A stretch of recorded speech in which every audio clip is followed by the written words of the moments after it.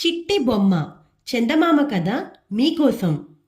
అమ్మా, నాకు ఆడుకునేందుకు బొమ్మలు కావాలమ్మా అన్నది చిట్టి తన తల్లితో గారంగా. ఈ పల్లెటూళ్ళలో కావాలన్నప్పుడల్లా బొమ్మలు ఎలా వస్తాయమ్మా? దీపావళికి అక్కా బావ వచ్చేప్పుడు నీ కోసం బొమ్మలు తెమ్మని రాద్దాంలే అన్నది అమ్మ. అందాక నేను ఆడుకునేందుకు బొమ్మ లేదా అన్నది చిట్టి. చిట్టి హతాశురాలైపోయింది. వెంటనే తను కూడా శ్యామలలాగా ఒక బొమ్మను చంకన వేసుకుని ఊరంతా తిరిగి వస్తే గాని చిట్టికి ఆరాటం తగ్గేట్టు లేదు. శ్యామల షావుకారి గారి అమ్మాయి. చిట్టి కన్నా చాలా పెద్దది, 12 ఏళ్లుంటాయి. వాళ్ళ నాన్న పట్నం వెళ్ళి 3 రోజుల కిందట తిరిగి వస్తూ శ్యామల కోసం అట్టపెట్టెలో పెట్టే పెద్ద బొమ్మ 3 ఏళ్ల పిల్లంతది తెచ్చాడు. శ్యామల ఆ బొమ్మను మొదటి రోజు ఎవ్వరికీ చూపలేదు. రెండో రోజు తనకిష్టమైన వాళ్ళ మాత్రమే పిలిచి రహస్యంగా చూపించింది. నిన్నటి నుంచి శ్యామల ఆ బొమ్మను చంకనేసుకుని అందరిళ్ళకి తిరుగుతూ ఉన్నది. చిట్టి కూడా ఆ బొమ్మను నిన్ననే చూసింది. మహా చక్కని బొమ్మ, మగబొమ్మ. దానికి నిజంగానే పొట్టిలాగు, కోటు తొడిగి ఉన్నాయి. కాళ్ళకి మేజోళ్ళు, బూట్లు ఉన్నాయి. పెద్ద పెద్ద కళ్ళు నీకేసి ఆశ్చర్యంగా చూస్తున్నట్టున్నాయి. బొమ్మగాడు చిరునవ్వు నవ్వుతుంటే నోరు కొద్దిగా తెరుచుకొని లోపలి పళ్ళు తెల్లగా కనిపిస్తాయి. బొమ్మగాడి బుగ్గలకు గులాబీ రెక్కలు అంటించినట్టుగా రోజా రంగు పూశారు. ఆ బొమ్మను చూసి పరమానందమైంది చిట్టికి. తాకి సంతోషిద్దామనుకుంటే శ్యామల కసిరి కొట్టింది. మీ మట్టి చేతులతో ముట్టుకోకండి, బొమ్మ మాసిపోతుంది. కావలిస్తే తాకకుండా ఎంతసేపైనా చూడండి అన్నది. కాని శ్యామల చిట్టిని ఆ పని కూడా చెయ్యనివ్వలేదు. చిట్టి బొమ్మను చూస్తుండగానే, ఇక నేను వెళ్ళాలమ్మా, పాపాయి అలిసిపోయాడు, తీసుకుపోయి బజ్జో పెట్టాలి అన్నది. శ్యామల బుద్ధులు చిట్టికి ఏనాడు నచ్చవు. అయినా బొమ్మ మీది ప్రేమ కొద్దీ చిట్టి శ్యామలను సహించింది. శ్యామల, నీ పాపాయికి నేను జోల పాడనా అని బతిమాలుతున్నట్టుగా అడిగింది.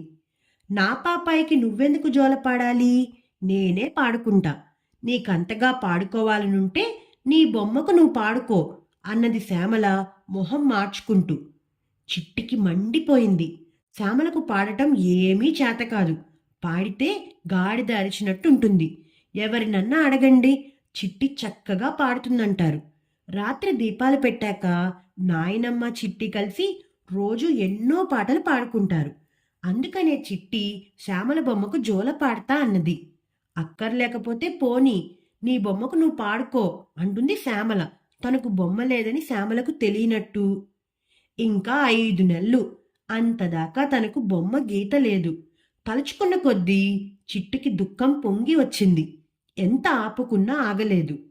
ఎందుకు తల్లి, ఒక్కతివే కూర్చుని ఏడుస్తున్నావు? అమ్మ కొట్టిందా? చిట్టి నాయనమ్మ గొంతు గుర్తించింది. కాని తల ఎత్తి మాట్లాడడానికి నామోషి వచ్చింది. అయినా నాయనమ్మ వదలలేదు.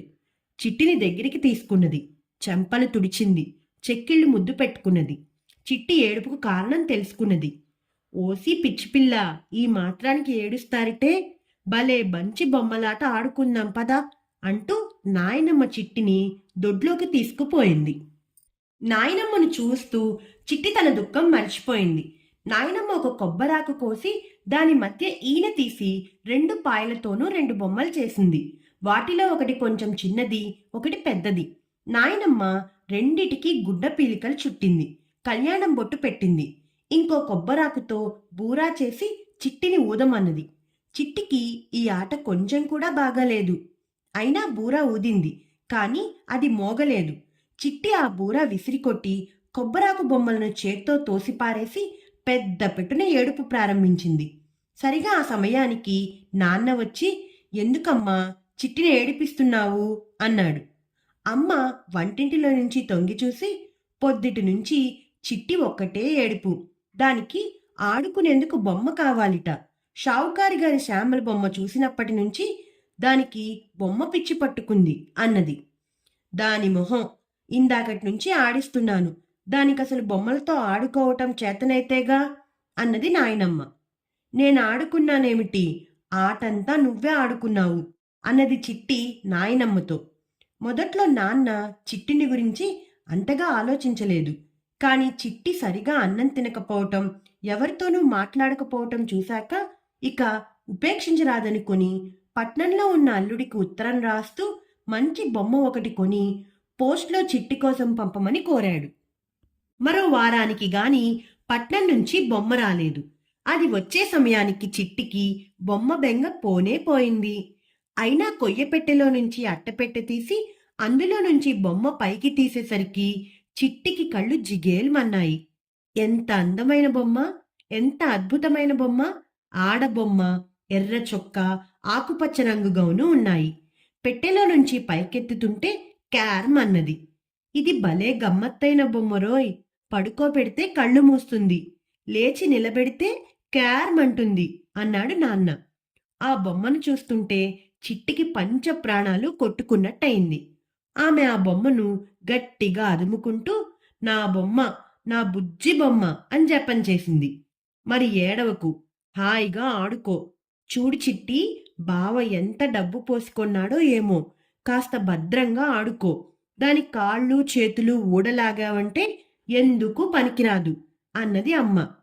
నా బొమ్మను నేనెందుకు పాడు చేసుకుంటానేంటి అన్నది చిట్టి. ఆ పిల్ల నాయనమ్మ దగ్గరికి వెళ్ళి, నా బొమ్మ చూసావా నాయనమ్మ, ఇదిగో చూడు, పడుకోబెడితే కళ్ళు మూసుకుంటుంది, పైకెత్తితే క్యార్మంటుంది అన్నది.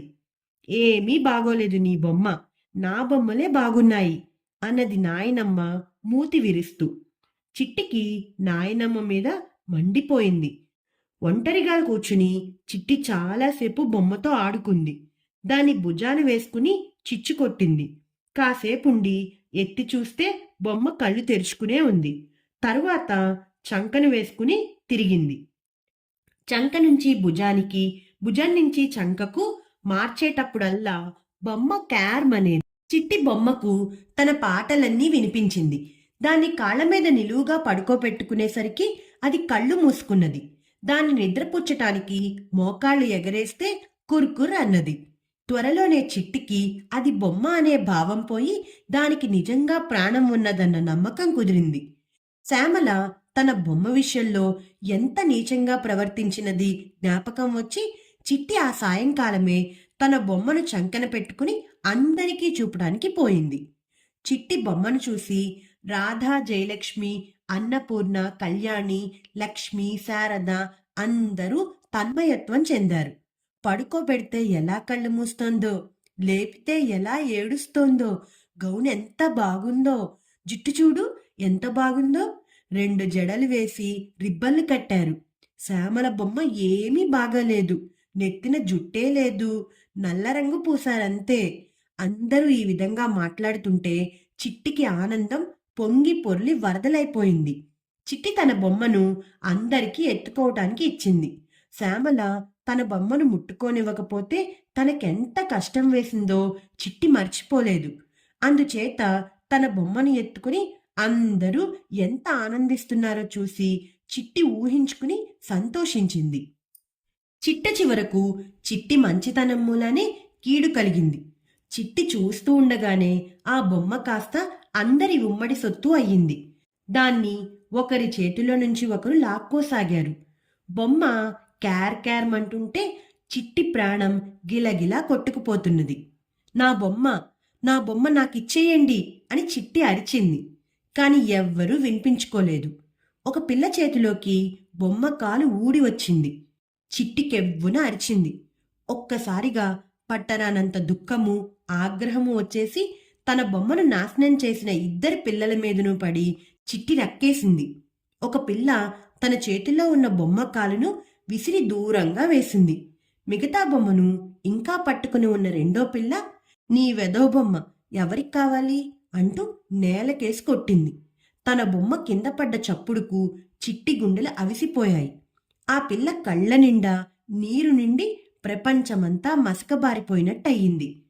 బొమ్మ కళ్ళు పోయాయి, కళ్ళు బొక్కలు పడ్డాయి అని ఎవరో అరవడం వినిపించింది. చిట్టికి గుండె జారిపోయింది. అందరూ చేరి తన బొమ్మను హత్య చేసినట్టు తోచింది చిట్టికి. ఆమె గొంతెత్తి బిగ్గరగా ఏడవసాగింది. ఈ లోపల మిగతా పిల్లలందరూ తుపాకీ వేసినట్టు మాయమైపోయారు. చిట్టి 10 నిమిషాల పాటు ఏడ్చి కళ్ళు తుడుచుకుని చూసింది. బొమ్మ దగ్గరలోనే పడి ఉంది. నిజంగానే దానికి కళ్ళు లేవు. ఒక కాలు కూడా లేదు. ఆ కాలు అంత దూరాన గడ్డిలో పడి ఉంది. వాటిని చూసి చిట్టి మళ్ళీ బావురుమన్నది. చీచీ, మంచి అమ్మాయిలు అలా ఏడవచ్చా?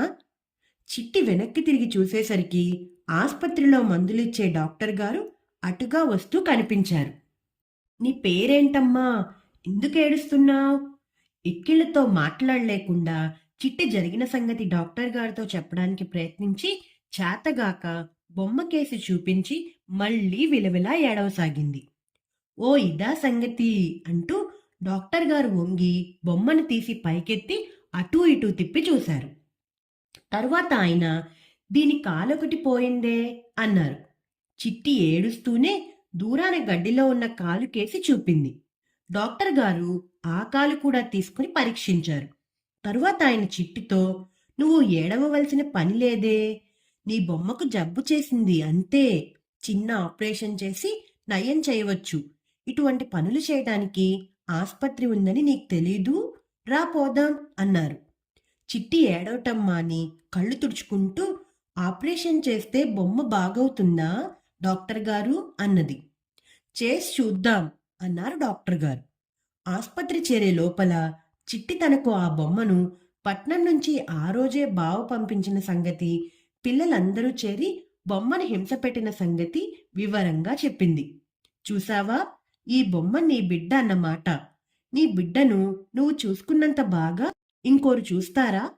అందుకని నీ బొమ్మను ఎప్పుడూ ఇంకొకరికి ఇవ్వరాదు అన్నాడు డాక్టర్ గారు. ఇద్దరూ ఆస్పత్రిలో ప్రవేశించారు. డాక్టర్ గారు బొమ్మను తన బల్ల మీద పెట్టి, ముందు చిన్న ఆపరేషన్ చేద్దాం, ఇది కాలు ఆపరేషన్ అన్నారు. తన బొమ్మ కాలు ఊడిపోవడం చూసి చిట్టి హడలిపోయిందే గాని అది తిరిగి అమర్చడానికి డాక్టర్ గారికి నిమిషం కూడా పట్టలేదు. రబ్బర్లాగా సాగే దారంతో ఆ కాళ్ళు బొమ్మ శరీరానికి అమర్చబడ్డాయి. కాలు అమర్చాక డాక్టర్ దాన్ని అన్ని వైపులకు తిప్పి చూపించి, చూసావా, కాలు బాగైపోయింది అన్నారు. చిట్టి ముఖం క్షణం పాటు వికసించి మళ్ళీ ముడుచుకున్నది. ఆ పిల్ల మరి కళ్ళు అన్నది విచారంగా. ఇది చాలా పెద్ద ఆపరేషన్, నువ్వు చూస్తే భయపడిపోతావు, కాసేపు గది అవతలికి పోయి కూర్చుంటావా అన్నారు డాక్టర్ గారు. పరిస్థితి అర్థం చేసుకున్న దానివల్లే చిట్టి గంభీరంగా లేచి బయటకు వెళ్ళిపోయింది. తన బొమ్మకు పెద్ద ఆపరేషన్ జరుగుతున్నదని ఆమె ఎంతో బెంగపడింది. డాక్టర్ గారు ఉపాయంగా బొమ్మ నెత్తి మీద అంటించిన జుట్టు తీసేసి తల కత్తితో కోసి లోపల రాలిపడిన కళ్ళను మళ్లీ యథాస్థానంలో అమర్చి తల మూసేసి జుట్టు ఎప్పటిలాగే అంటించేశారు. చిట్టిని లోపలికి పిలిచే లోపల ఆయన బొమ్మ కళ్ళ తాలూకు నల్లగుడ్లు పైకి కిందకి కదలాడుతూ ఉండటం సరిచూసుకున్నారు. డాక్టర్ గారి కేక విని లోపలికి వచ్చి ఆయన చేతిలో ఉన్న బొమ్మను చూసి సంతోషంతో పెద్ద కేక పెట్టింది చిట్టి. బొమ్మను పడుకోపెట్టింది, ఎత్తింది. అది క్యారమనగానే గట్టిగా దాన్ని వాటేసుకుని ముద్దు పెట్టుకున్నది. ఎప్పుడన్నా బొమ్మకు జబ్బు చేస్తే నా దగ్గరకు తీసుకొస్తావు గదూ అన్నారు డాక్టర్ గారు. తప్పక తీసుకొస్తానండి. ఈ ఆపరేషను ఎంతవుతుందండి అన్నది చిట్టి గంభీరంగా. ఎంతో కాదు, 2 ముద్దులు అంటూ డాక్టర్ గారు చిట్టిని ఎత్తుకుని 2 చెంపల మీద 2 ముద్దులు పెట్టుకున్నారు. ఈ కథ మీకోసంలో ఈ కథ మీకు నచ్చిందా పిల్లలు? నచ్చినట్టయితే లైక్ చేయండి, షేర్ చేయండి, కామెంట్ చేయండి, ఇంకా సబ్స్క్రైబ్ కూడా చేసుకోండి. గంట కొట్టని వాళ్ళు కూడా గంట కూడా కొట్టండి.